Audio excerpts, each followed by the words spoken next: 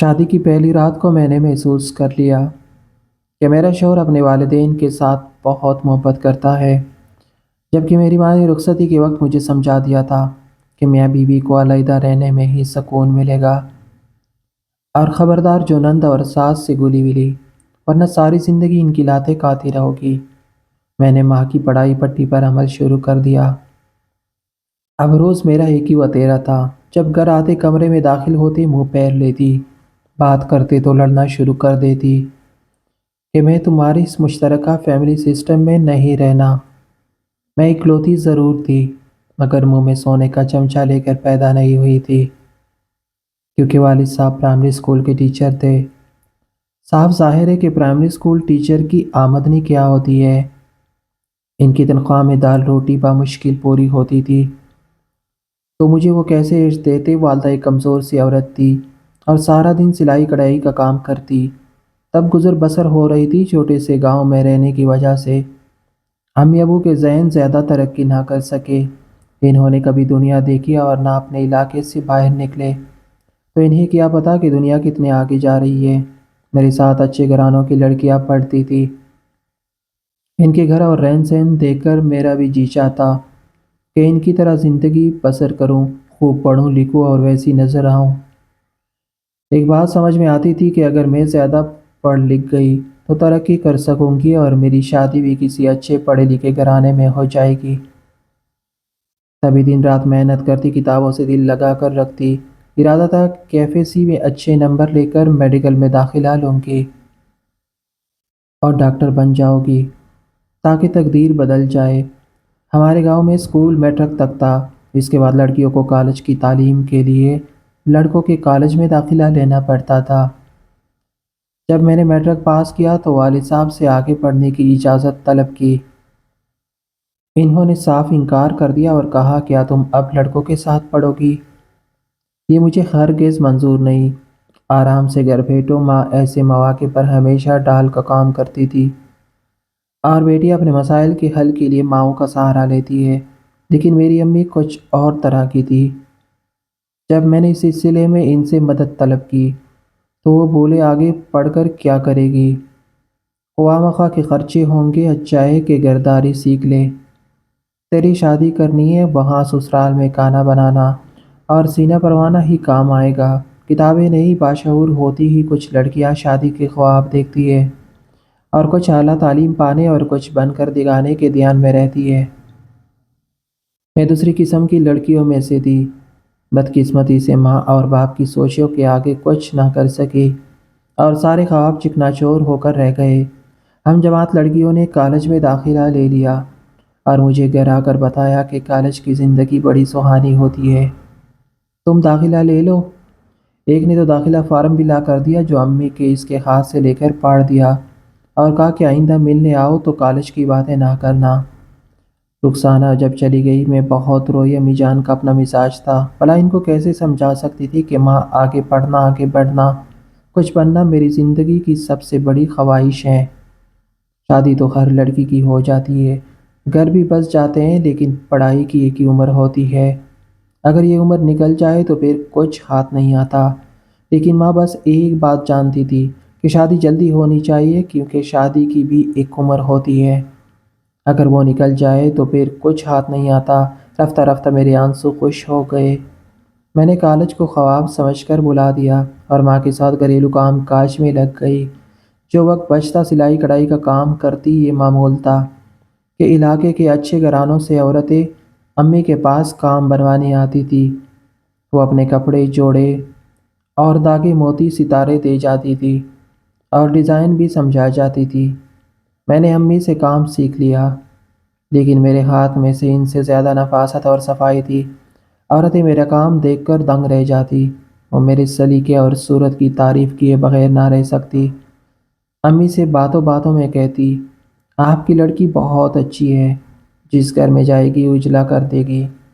ہاں بہن، دعا کرو خدا اس کی اچھی قسمت کرے، اچھا گھر اور اچھا شوہر دے۔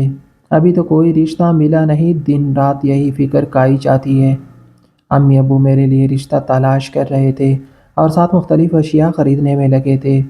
غریبوں کے ہاں تو اس طرح جہیز جوڑا جاتا ہے۔ جو نہ ہی بیٹی جنم لیتی ہے وہ اس کے لیے جہیز کی اشیاء ایک ایک کر کے ذخیرہ کرنے لگتے ہیں۔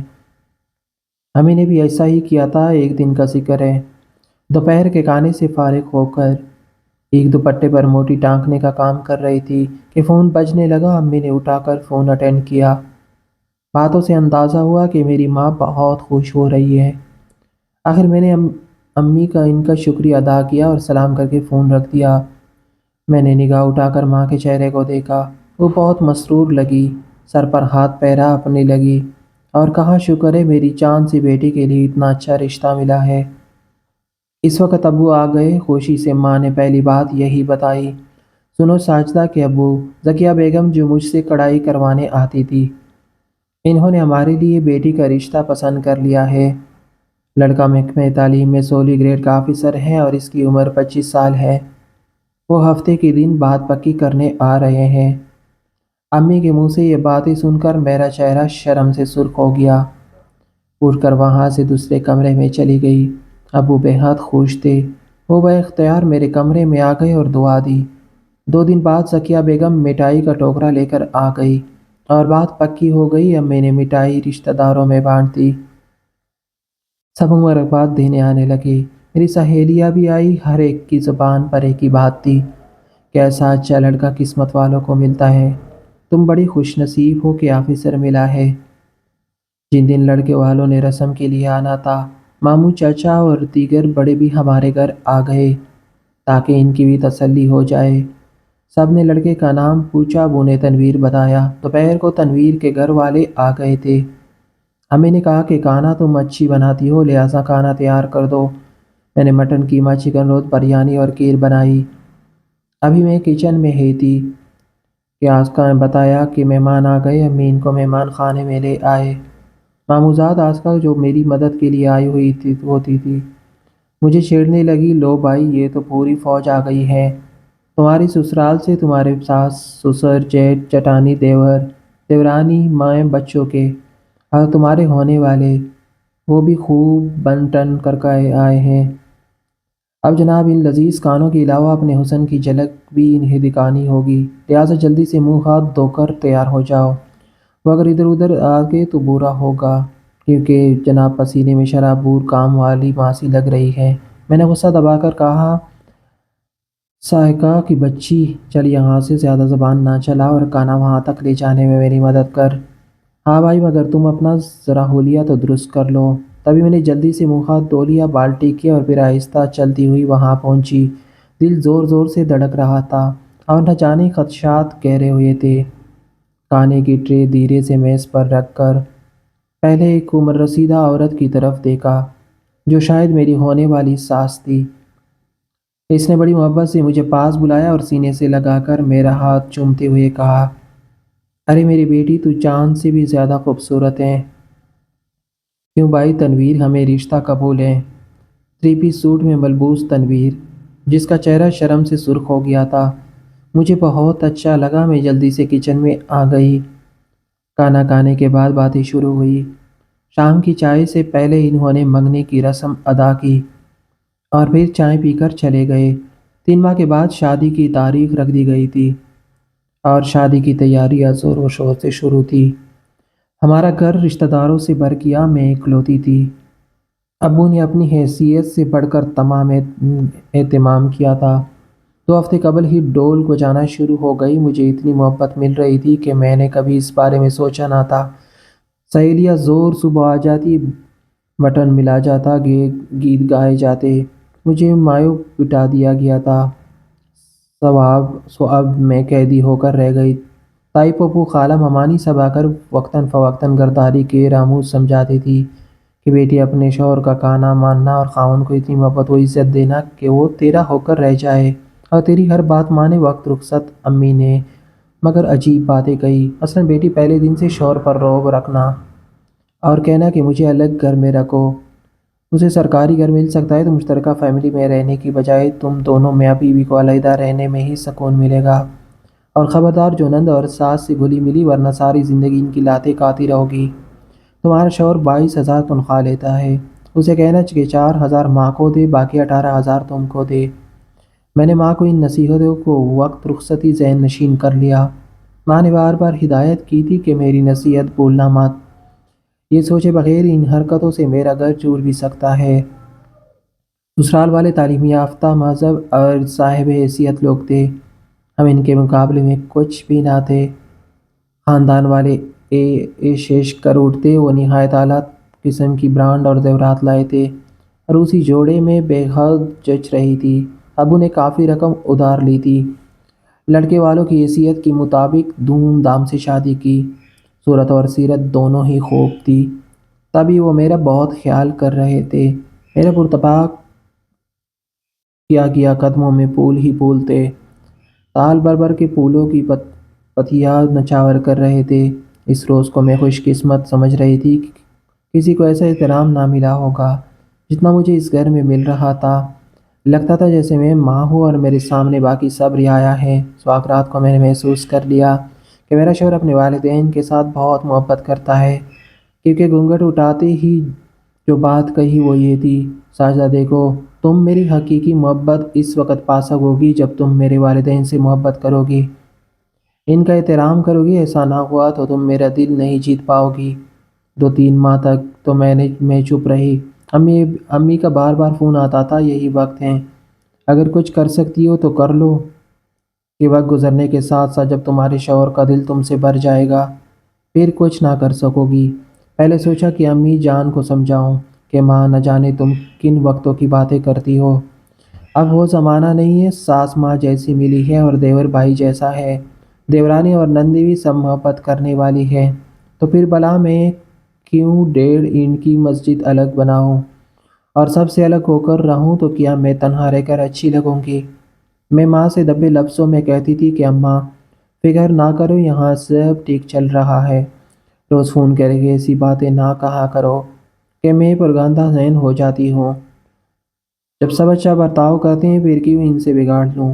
ساس سویرے اٹھتے ہی پہلے میرا ماتھا چومتی، پھر کوئی دوسرا کام کرتی اور نندے غلام بن کر سامنے آتی، پانی کا گلاس بھی مجھے اٹھ کر پینے نہ دیتی، سارے کام اپنے ہاتھ سے کرتی، جیٹھ جٹانی دیور دیورانی ہر کوئی خندہ پیشانی سے ملتا، ان کے بچے چچی جان کہتے نہ تکتے، خوب پیار دیتے، میں سارا دن کمرے میں پلنگ پر لیٹی رہتی، گھر کے کام کو وہ ہاتھ نہ لگانے دیتی۔ ایسی ماہت تو کسی خوش بخت کو ہی سسرال میں نصیب ہوتی ہے۔ سسرال میں اتنی اچھی نبھ رہی ہوں تو کیا کسی لڑکی کا دماغ خراب ہے کہ وہ ان سے الجھے جو اس سے محبت کر رہے ہو؟ لیکن یہ بات میری امی کی سمجھ میں نہ آتی تھی، وہ بس یہی روٹ لگائی تھی کہ کب ان لوگوں سے الگ ہو رہی ہو، ایسا نہ ہو کہ کل یہ تم پر حاوی ہو جائے، پھر تم کو پیر کی جوتی سمجھ لے گا۔ پانی کا قطرہ اگر مسلسل پتھر پر گرتا رہے تو پتھر میں بھی سوراخ ہو جاتا ہے۔ ماں کی مسلسل ایسی باتوں نے بالآخر میرا دل برا کر دیا، تب میں نے میاں سے بات کرنے کی ٹان لی اور وہ تکے ہارے کر آئے تو میں نے موڈ خراب کر لیا۔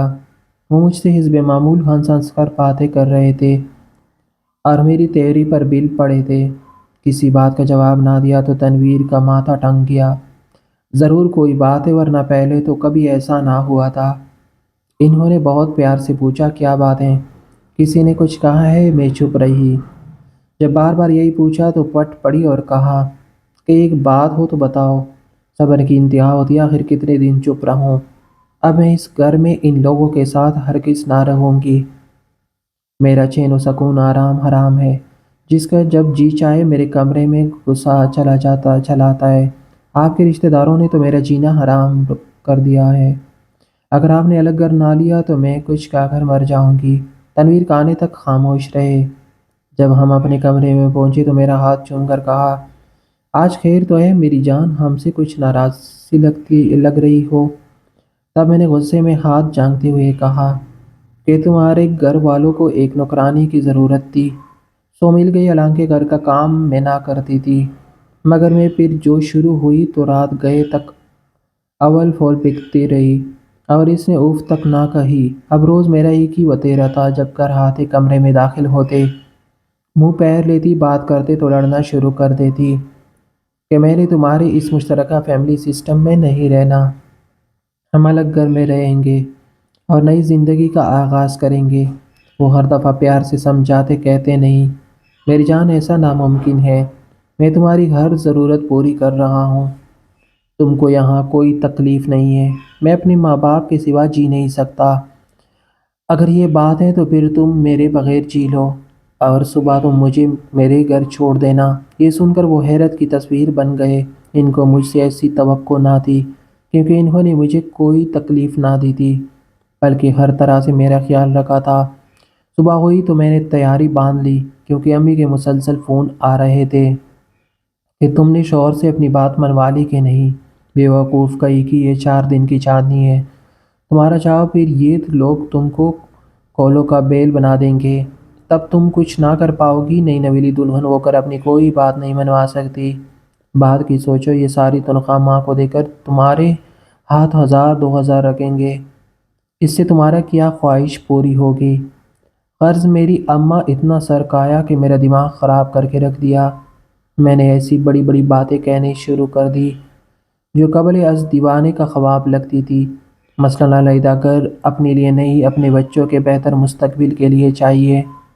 آپ کے بھائیوں کے بچے ان سے لڑیں گے، روز بچوں کی خاطر تو میں ہوگی، ہمارا تو جینا دو بر ہو جائے گا، حالانکہ ابھی بچے ہوئے کب تھے جب ایسی باتیں کرنے کی تک بنتی، مگر میں ایسی ہی اوٹ پٹانگ جواز نکال رہی تھی، کیونکہ بات جو نہ بن رہی تھی۔ میں نے کافی سمجھایا، اکیلے گھر میں کیوں رہو گی، میں ڈیوٹی پر چلا جاؤں گا، شام کو لوٹوں گا، تم تنہائی سے گھبرا جاؤ گی، یہاں سب تمہارا کتنا خیال رکھتے ہیں، کسی چیز کی کمی نہیں ہے، وہاں بات بات پر تم کو پریشانی ہوگی، پھر میرے لوگ یاد آئیں گے، یہ سب تم سے پیار کرتے ہیں، اتنے برے نہیں ہیں، خواہ مخواہ کے وہم مت کرو، اگر جیب خرچ چاہیے تو بتاؤ، جتنا مانگو گی اس سے زیادہ دوں گا، لیکن میری ایک نہیں اس لیے تھی کہ ماں جو دن رات کان کھا رہی تھی، الگ رہو، الگ ہو جاؤ، ساتھ رہو گی تو عمر بھر ان سے پھر الگ نہ ہو سکو گی، تمہارے میاں کی کمائی یہی لوگ کھاتے رہیں گے، تیرے پلے کا کیا بچے گا؟ اف میں جب تنگ آ گئی اور میاں کسی طور نہ مانے تو میں نے رونا شروع کر دیا، تمام رات روتی اور ان کو سونے نہ دیتی۔ انہوں نے صبح آفس جانا ہوتا، جب رات کو سو نہ پاتے تو صبح ان کے لیے تیار ہو کر آفس جانا مشکل ہونے لگا۔ یقین ہو گیا کہ اب اس عورت کو سنبھلنا مشکل ہے، یہ ضد پر اڑ چکی ہے۔ ایک دن کسی کو بتائے بغیر مجھے ساتھ لیا اور میکے چھوڑ کر چلے گئے، جاتے ہوئے کہا ساجدہ ابھی تم ضد میں ہو، جب غصہ ٹھنڈا ہو جائے مجھے فون کر دینا، میں آ کر تم کو لے جاؤں گا۔ انہوں نے ہمارے بیچ ہونے والے جھگڑے کا ذکر اپنے گھر والوں سے نہ کیا کہ کہیں ان کا دل برا ہو جائے۔ ماں نے میرا گرم جوشی سے سواگت کیا اور تسلی دی کہ اچھا کیا تم نے ہمت سے کام لیا، اب ان کو پتہ چلے گا، دیکھنا تیرے بغیر نہ رہ سکیں گے، کمرہ کاٹتے کو دوڑے گا، ابھی کے ابھی آ کر لے جائیں گے۔ ایسا کہتے کہتے ایک ماہ گزر گیا، پھر دوسرا مہینہ گزرا، تنویر نہ آئے، میں نے ان سے فون پر بات کرنا چاہی تو امی نے روکا کہ ابھی نہیں، انہی کو رابطہ کرنے دو ورنہ تمہاری قدر کم ہو جائے گی۔ تیسرے ماہ میری ساس آئی، پھر جٹانی اور جیٹھ آئے، دیور اور دیورانی بھی مجھے منانے آئے، لیکن ہماری عقل مند اماں نے ہر ایک کو خالی ہاتھ واپس بھیج دیا اور اپنی شرط پر اڑ گئی۔ حد یہ کہ مجھے فون پر بات کرنے تک سے روکے رکھا، بار بار تنویر فون کرتے تھے تو امی تلخ لہجے میں خود بات کر کے فون رکھ دیتی تھی۔ آخر تنویر اپنے والد کے ساتھ آئے، امی نے ان کو بھی ٹکا سا جواب دیا کہ الگ گھر لے کر نہیں دے سکتے تو ساجدہ نہیں جائے گی۔ اس طرح بے عزتی پر آخر کار مسئلہ گمبھیر ہو گیا۔ وہ صاحب حیثیت ہم سے سماجی لحاظ سے کہیں بہتر مقام والے عاجزی سے کام لے رہے تھے، اور امی تھی کہ اکڑتی جا رہی تھی، والد صاحب کو بھی نہ بولنے دیتی تھی، ان سے تو یہی کہتی کہ آپ بیچ میں نہ آئے، بھلا آپ کو کیا خبر کہ یہ لوگ کس قدر دوغلے ہیں، اوپر سے بڑے اچھے بن رہے ہیں، مذہب ہونے کا ڈونک رچایا ہوا ہے، اندر سے کچھ اور ہے، میری بچی کو اپنے شکنجے میں جکڑ لیا ہے، بہت ظلم کرتے ہیں، یہ رات دن روتی ہے وغیرہ۔ وہ ایسی باتیں اس لیے کرتی تھی کہ کئی والد صاحب ان کے اچھے رویے سے متاثر ہو کر مجھے ان کے ہمراہ بھیج دے۔ دراصل امی چاہتی تھی کہ تنویر آفیسر ساری تنخواہ میری بیٹی کی جولی میں آئے اور وہ ماں باپ کو کچھ نہ دے، حالانکہ یہ سراسر زیادتی تھی۔ انہوں نے پڑھایا لکھایا پرورش کی۔ ان والدین کا اولاد پر حق ہوتا ہے۔ اس سر جنگ میں 1 سال گزر گیا۔ میرا مسئلہ اتنا بڑا کہ مجھے اپنا مستقبل تاریک آنے نظر لگا۔ اب میں حقیقت میں پریشان رہنے لگی۔ اپنا گھر اپنا ہوتا ہے، لاکھ میکے میں آرام صحیح، لیکن ایک شادی شدہ عورت کے لیے شوہر کے گھر کے سوا کہیں سکون نہیں ہوتا۔ بشرطیکہ کا سسرالی اور شوہر اچھے ہو، پیار کرنے والے ہو۔ مجھے تو انہوں نے پیار بھی حد سے زیادہ دیا تھا، جبکہ وہاں سے رابطہ بالکل ختم ہو گیا۔ وہ لوگ خاموش ہو کر بیٹھ گئے۔ تب میرے دل میں ہول اٹھے، عجیب کیفیت ہو گئی، کیا کروں کیا نہ کروں۔ تنویر یاد آتے، ان کے بغیر جی اداس رہتا، ان کی بہت کمی محسوس ہوتی، دل گرفتہ اور اداس رہنے لگی۔ غلطی کا شدت سے احساس ہوا، نہیں چاہتے تھی ہمارے درمیان کوئی بڑی دیوار حائل ہو۔